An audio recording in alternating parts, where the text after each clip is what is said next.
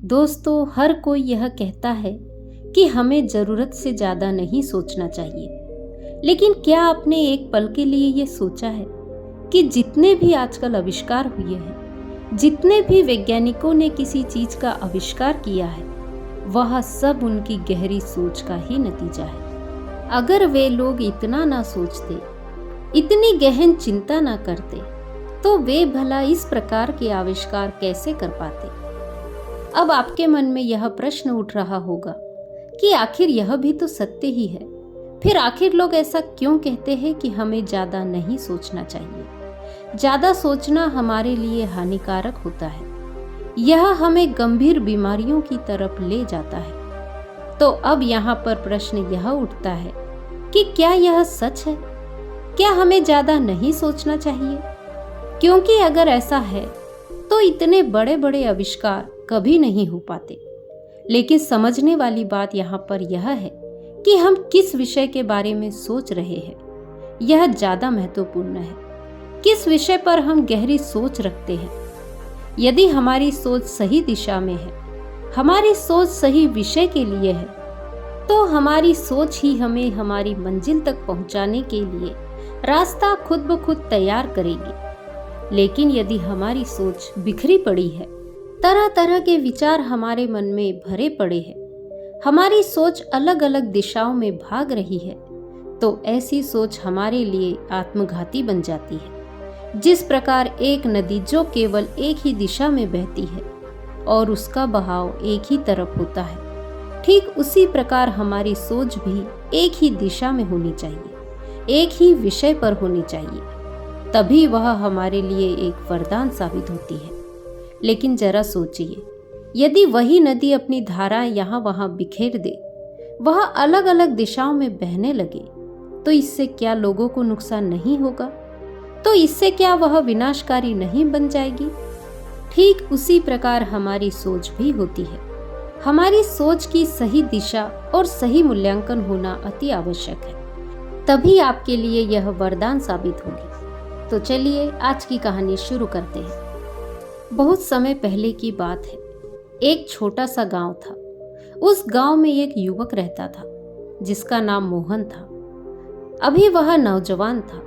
उसकी उम्र केवल 25 वर्ष थी और वह बिल्कुल हट्टा कट्टा नौजवान था। उसके अंदर जोश और उत्साह भरा हुआ था। वह किसी भी काम को पूरे मन, लगन और मेहनत के साथ करता था और अपने कामों को अंजाम तक पहुंचाकर ही वह दम लिया करता था।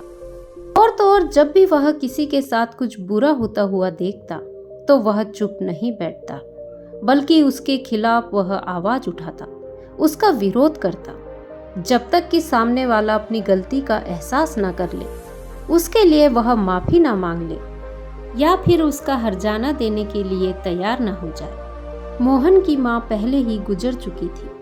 अब उसके पास घर में कोई बचा था तो वह थे उसके पिता, जो मोहन से बहुत प्रेम करते थे और वह मोहन के इस स्वभाव के बारे में भी भली भांति जानते थे और वह मोहन के स्वभाव के कारण ही अत्यधिक चिंतित भी रहते थे, क्योंकि वह जानते थे मोहन बहुत ही आक्रामक स्वभाव का है, जिस कारण उसके मन में हमेशा एक डर बैठा रहता था।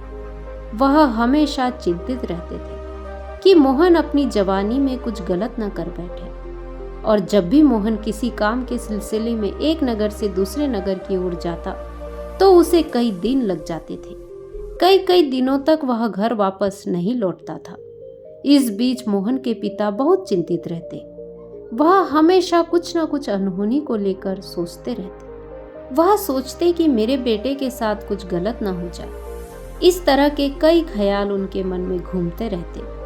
अपने बेटे की चिंता में वह कभी कभार तो खाना पीना तक भूल जाया करते थे। जब तक मोहन घर नहीं लौटता था तब तक वह हमेशा चिंता में ही रहते, हमेशा कुछ न कुछ अनहोनी के बारे में ही सोचा करते। और यह बात पूरे गांव को अच्छी तरह पता थी। उस गांव में मोहन के कुछ दुश्मन भी थे, जिन्हें यह बात अच्छे से पता थी कि मोहन के पिता मोहन को लेकर अत्यधिक चिंतित रहते हैं और वह अत्यधिक सोचते हैं। एक बार मोहन किसी काम से दूसरे नगर की ओर गया था और मोहन के दुश्मनों ने इस बात का फायदा उठाया। मोहन के दुश्मनों ने पूरे गांव में यह बात फैला दी कि मोहन की घोड़ा गाड़ी रास्ते में ही पलट गई। रास्ते के दूसरी तरफ गहरी खाई थी और मोहन उसी में जा गिरा, जिससे उसकी मृत्यु हो गई। यह बात पूरे गांव में आग की तरह फैल गई और यह बात धीरे धीरे मोहन के पिता के कानों में भी पड़ी। मोहन के पिता ने जैसे ही यह बात सुनी तो उनके पैरों तले जमीन खिसक गई और उन्हें यह समझ नहीं आया कि वह क्या करे। उनका इकलौता पुत्र था जो अब इस दुनिया में नहीं रहा। इस छोटे से ख्याल ने उनके मन को पूरी तरह से तोड़ दिया। वह अंदर से पूरी तरह से टूट चुके थे, बिखर चुके थे। उनकी आंखों से आंसू बह रहे थे। देखते ही देखते अचानक वह जमीन पर गिर पड़े और बेहोश हो गए। लेकिन अच्छी बात यह थी कि वहां पर गांव के कुछ लोग उपस्थित थे। उन्होंने तुरंत ही उन्हें उठाया और वैद्य के पास ले गए। वैद्य ने जांच पड़ताल की और उन्हें एक दवा दी, जिससे मोहन के पिता की जान तो बच गई, लेकिन अभी उनके मन में बस वही ख्याल घूम रहा था। अब भी उनका दिल बैठा जा रहा था। वह यह समझ नहीं पा रहे थे कि वह किस तरह से यह पता करे कि उनका बेटा कहाँ है और उसे क्या हुआ है। ऐसा कोई साधन भी नहीं था जिससे वह अपने बेटे की खबर ले सके, जिस कारण वह तिल तिल मरे जा रहे थे। उनका मन बैठा जा रहा था।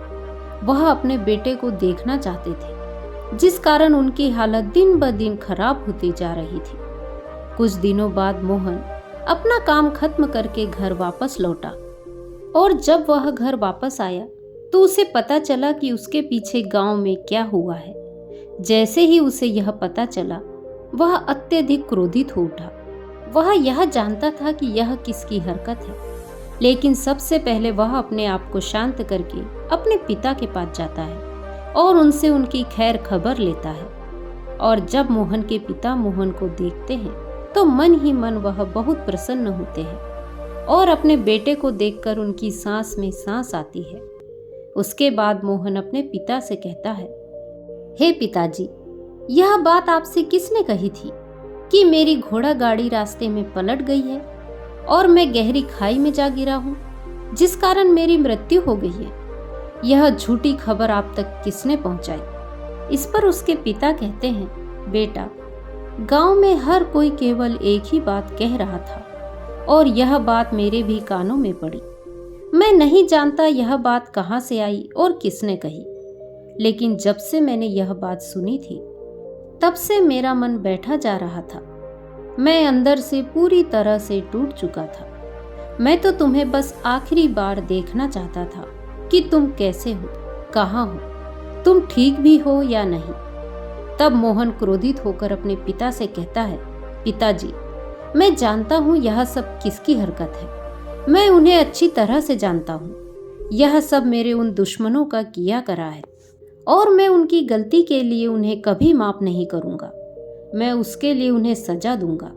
आप बस देखते जाओ मैं किस तरह से उन्हें उनके अंजाम तक पहुंचाता हूं। और हाँ, आप मुझे रोकने की बिल्कुल कोशिश मत करिएगा। लेकिन मोहन के पिता तो मोहन की खैरियत चाहते थे।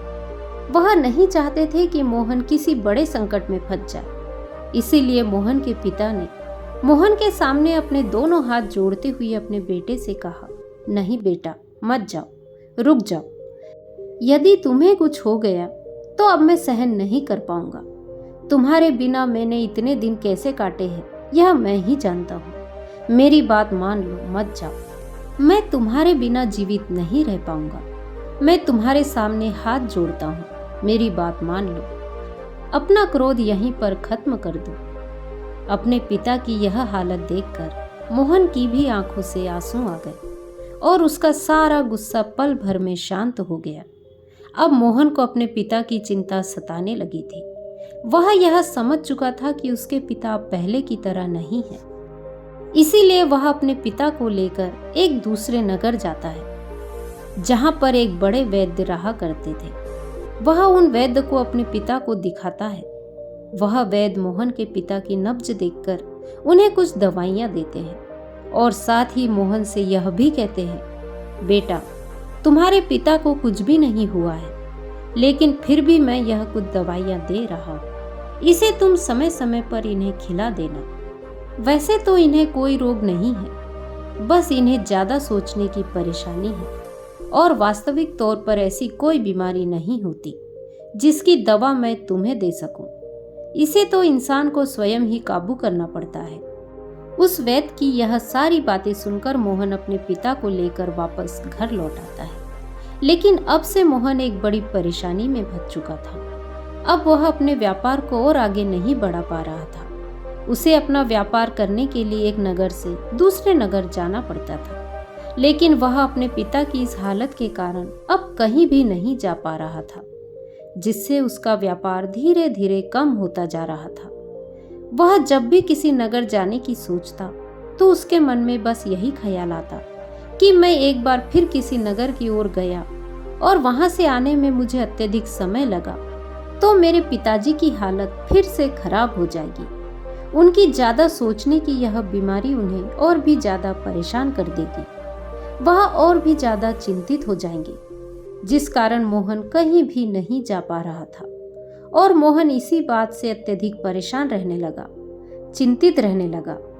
उसे यह समझ नहीं आ रहा था कि वह क्या करे, किस तरह से अपने पिता की इस परेशानी को दूर करे। उसने कई बार प्यार से अपने पिता को समझाने की कोशिश की, उन्हें मनाने का हर मुमकिन प्रयास किया, उन्हें यह विश्वास भी दिलाने का प्रयास किया कि पिताजी मुझे कुछ नहीं होगा, मैं बिल्कुल ठीक रहूंगा। मैं केवल अपने काम के सिलसिले में दूसरे नगर जा रहा हूँ, आप चिंता ना करो, मैं सही सलामत फिर घर लौट आऊंगा। लेकिन उसके पिता मानने को तैयार ही नहीं थे। वह अपने पुत्र से कहते हैं, बेटा मैं जानबूझकर यह सब नहीं सोचता, लेकिन मेरा मन ऐसा है कि वह तरह तरह की बातें सोचने लगता है। न जाने क्यों मैं खुद को रोक नहीं पाता और मेरे मन में ना जाने कैसी कैसी अनहोनी को लेकर विचार उत्पन्न होने लगते हैं, जिस कारण मैं और भी ज्यादा परेशान हो जाता हूँ। मैं और भी ज्यादा चिंतित होने लगता हूँ और फिर जब तक मैं तुमको नहीं देख लेता मेरे मन को चैन नहीं आता। अब तुम ही बताओ मैं क्या करूं। मोहन को अपने पिता की सारी बातें सही लगी, लेकिन एक व्यक्ति को अपने जीवन में कर्म तो करने ही पड़ते हैं। बिना कर्म के उसका जीवन कर्महीन हो जाता है और इसी प्रकार मोहन का जीवन भी कुछ इसी मोड़ पर आ चुका था। वह किसी भी काम को करने के लिए नहीं जा पा रहा था, अपने व्यापार को बढ़ाने के लिए बाहर नहीं निकल पा रहा था, जिस कारण धीरे धीरे उसका व्यापार चौपट होने लगा। अब कोई भी उसे कोई काम नहीं सौंपता था, जिस कारण मोहन बहुत ज्यादा चिंतित रहने लगा, बहुत परेशान रहने लगा। तभी एक दिन मोहन का एक मित्र उसके पास आया और उसे कहने लगा, मित्र, मुझे पता है तुम पर क्या बीत रही है। तुम्हारे पिता अत्यधिक सोचते हैं, वह अत्यधिक सोचने की बीमारी से ग्रसित है। इसलिए मैं चाहता हूं कि तुम पास ही के गांव में एक बौद्ध भिक्षु है, उनसे जाकर मिलो। वह तुम्हारी समस्या का समाधान अवश्य करेंगे। वह इंसानी दिमाग और उनकी विचारधाराओं के बारे में बातें करते हैं। वे विचारों के बारे में बड़ा ज्ञान रखते हैं। मेरी राय में तुम्हें उनके पास अवश्य जाना चाहिए। अपने मित्र की यह बात सुनकर मोहन के मन में एक नई उम्मीद जाग उठी और वह तुरंत ही अपने पिता को लेकर बौद्ध भिक्षु के पास पहुंच गया। जब मोहन और उसके पिता वहां पहुंचे तो वह बौद्ध भिक्षु ध्यान में लीन थे। वह दोनों शांति से उनके सामने बैठ गए और उनके ध्यान से बाहर आने का इंतजार करने लगे। जैसे ही बौद्ध भिक्षु ने अपनी आंखें खोली, मोहन और उनके पिता ने उन्हें प्रणाम किया और कुछ देर बाद वह मोहन से पूछते हैं, भंते, तुम्हारे आने का क्या कारण है? तुम यहाँ पर क्यों आए हो? बौद्ध भिक्षु के इस प्रश्न का जवाब देते हुए मोहन ने उन्हें अपनी सारी परेशानियां बता दी। तभी वह बौद्ध भिक्षु मोहन से कहते हैं, हम इंसान अपनी बुद्धि को समझ नहीं पाते। हमारी बुद्धि हमारी सबसे अच्छी साथी होती है, सबसे अच्छी गुरु होती है और वही हमारी सबसे बड़ी दुश्मन भी होती है। जैसा कि तुमने बताया, उस वैद्य ने तुमसे कहा था कि इन्हें कोई बीमारी नहीं है, यह तो केवल जरूरत से ज्यादा सोचते हैं। और इंसान जब अपने मन पर काबू नहीं रख पाता तो वह भला अपने दिमाग पर कैसे काबू करेगा। यह सुनकर मोहन बौद्ध भिक्षु से कहता है, हे गुरुवर, इसी का जवाब जानने के लिए तो मैं आज आपके पास आया हूँ। यदि इसका कोई हल आप मुझे बता सके तो आपकी बहुत कृपा होगी। आपके इस उपाय के कारण मेरे पिताजी ठीक हो जाएंगे और ज्यादा सोचने की समस्या से निजात पा सकेंगे। तभी बौद्ध भिक्षु मोहन से कहते हैं, भंते, ज्यादा सोचना कोई गलत बात नहीं है, कोई बुरी बात नहीं है, लेकिन इंसान अक्सर उन्हीं चीजों के बारे में अतिरिक्त सोचता है जो उसके काम की होती ही नहीं, जिसे उसके जीवन पर कोई प्रभाव नहीं पड़ने वाला होता। जो बातें व्यर्थ की होती है वही चीजें वह हमेशा सोचता रहता है। अर्थात एक व्यक्ति चिंताओं के साथ अपने आप को कुछ इस तरह से चिपका लेता है कि वह उससे छूटना ही नहीं चाहता।